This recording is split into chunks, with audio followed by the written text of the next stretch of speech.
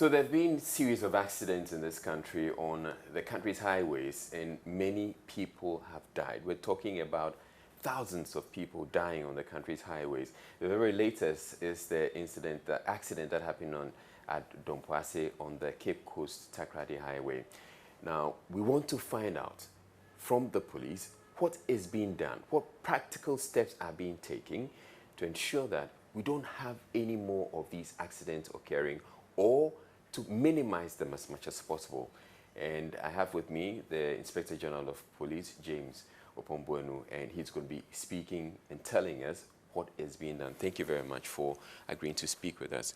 Now, we have heard these accidents. We keep hearing these accidents happen all the time. The very latest is the Dompoase accident, and I want us to start with that. How did it happen, or what do you know? Okay, thank you very much, Israel. The investigation is still ongoing, and steps are being taken to ensure that we unravel exactly what happened. But so far, what has come to our attention or to our notice is that what our investigation has shown is that the suspect driver was trying to overtake a long stretch of vehicles, and it was close to a bend or a curve. And when another vehicle emerged, he couldn't avoid, so they had to go into a collision.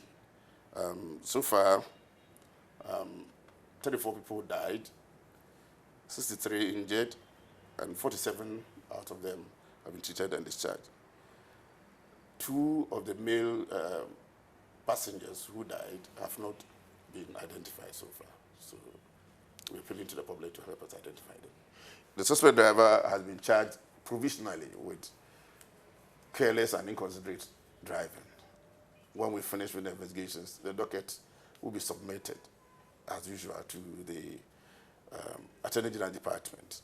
Then they will look at it and see whether they want to go by the Road Traffic Act or they will go by criminal action. For instance, you could be charged with manslaughter if his actions are considered to be a reckless disregard for human life. Does it mean you really don't have much of a say what sort of charges are leveled against him? Because this is an accident in which 34 people have died. At the end of the day, we are looking at one objective, ensuring that the laws are complied with.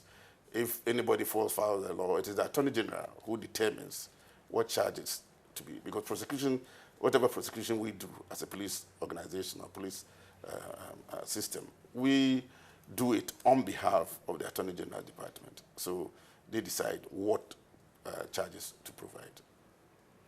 And I'm sure you'd agree that this is a tragic loss of life which could have been prevented. What practical steps is the police putting in place to ensure that we minimize these fatalities?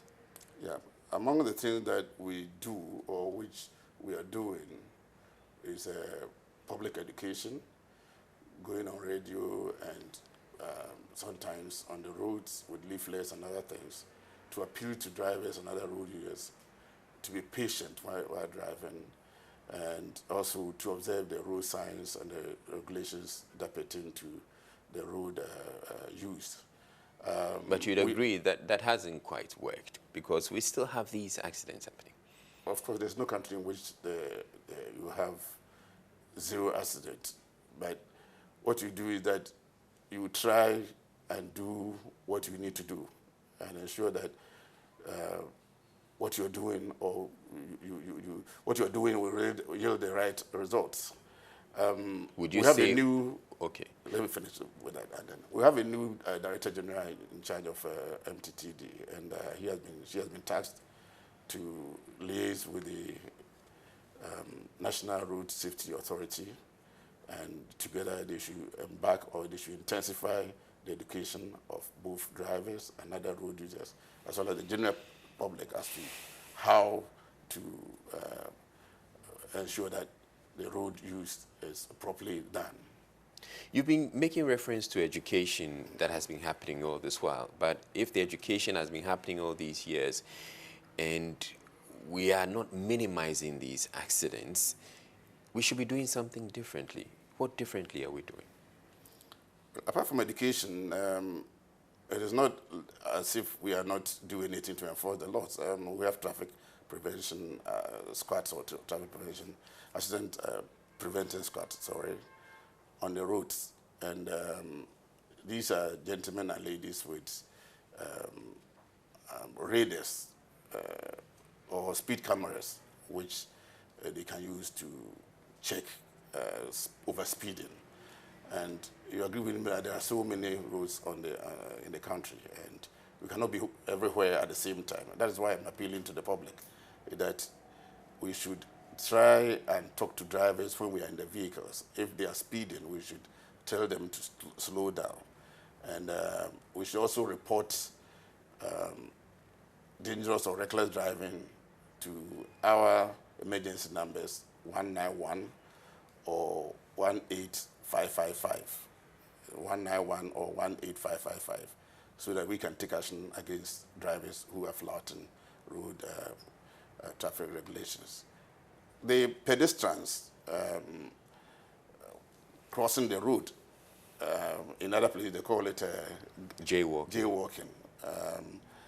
If you are crossing the road, look for a zebra crossing and ensure that you have a clear view of the road from both left, right, and left again before you cross, and ensure that you are safe before you step onto the road.